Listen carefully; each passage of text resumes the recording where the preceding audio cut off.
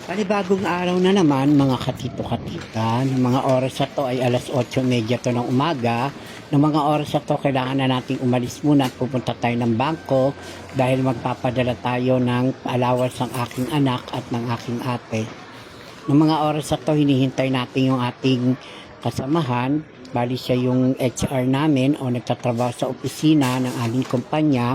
Sa kanya ako sumasakay at least para dire-diretso at hindi na tayo mahasel pa sa oras dahil hindi naman ako masyado nagtatagal kapag namamalengke ako. Bumipili lang ako kung ano yung mga pangailangan ko na pang matagalan na rin.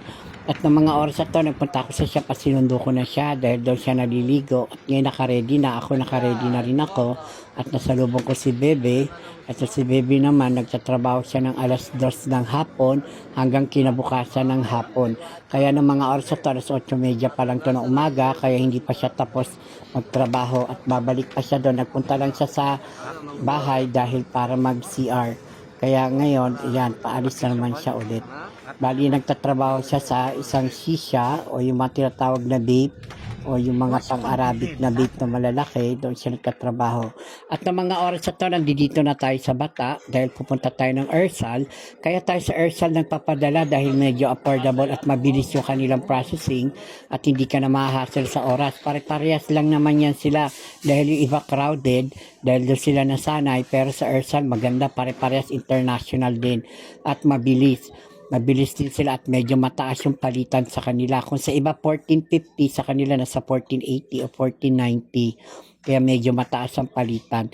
Ng mga oras na papasok na tayo dito sa Ersal dahil at least natutuwa ako dahil hindi siya masyadong crowded.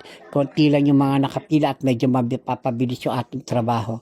At ng mga oras dito ay tumingin tayo sa mga exchange currency. Pwede silang bumili at pwede ka rin bumili sa kanila. Pati yung presyo ng gold, andi dito rin.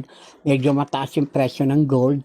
Kaya pati yung mga platinum at silver, medyo mataas din. At sa mga gustong pumunta at magpapalit ng pera nila, kung pera nyo ay peso o pera nyo ay dolyar o kahit anong pambansa, pwede silang bumili o magpapalit dito. Wala pong problema.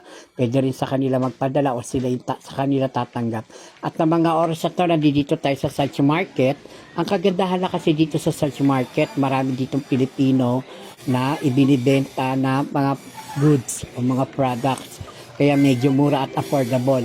Kung yung halimbawa, bibili ka rito ng isang pack ng atay ng manok, kung mabibili mo sa labas ng 6 real, dito mabibili mo ng halos 2.95 lang o 3 real. Medyo makakalis ka talaga at mura. Kaya ng mga oras ito, naghahanap tayo ng shampoo dahil naubusan ako ng shampoo mismo doon sa aking bahay, sa aking kwarto. Kaya kailangan lagi tayo ma-stock kasi doon tayo naliligo. Yan ang ating binili, charcoal na Head and Shoulder. At kailangan din natin ng conditioner, yung sun silk conditioner or cream silk conditioner. Yan yung ginagamit naman natin para sa ating aso. Meron naman siyang shampoo na pandog at binila ko na rin siya ng conditioner para at least yung buhok niya malinis at mabango. Na mga oras na to, kailangan natin bumili ulit ng Piari o yung gawa sa turmeric, yung turmeric soap. Maganda siya mga katito-katita at maganda siya sa balat at very affordable, 295 real lang din siya. Kaya medyo affordable siya at maganda siya sa balat, nakakakinis at nakakaputi.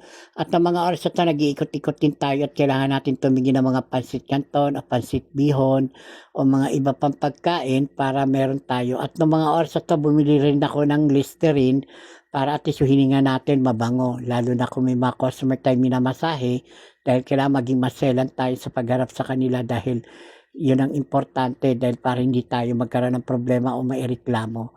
At bibili rin tayo ng pabango, i-refill lang natin, lalagyan natin sa mga lalagyan at least pwede na nating ipang-spray.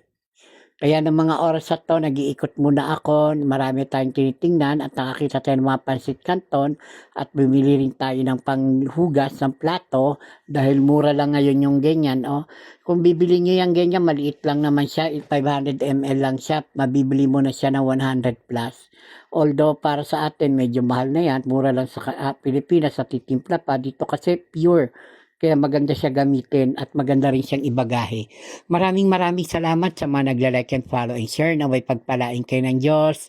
Maraming salamat sa nagbibigay ng star sa akin. God bless you all guys. Please like, follow and share. And support lang guys. Maraming salamat na may pagpalain kayo ng Diyos sa mga nagbibigay ng star sa akin. Once again, maraming salamat. God bless you all. Bye.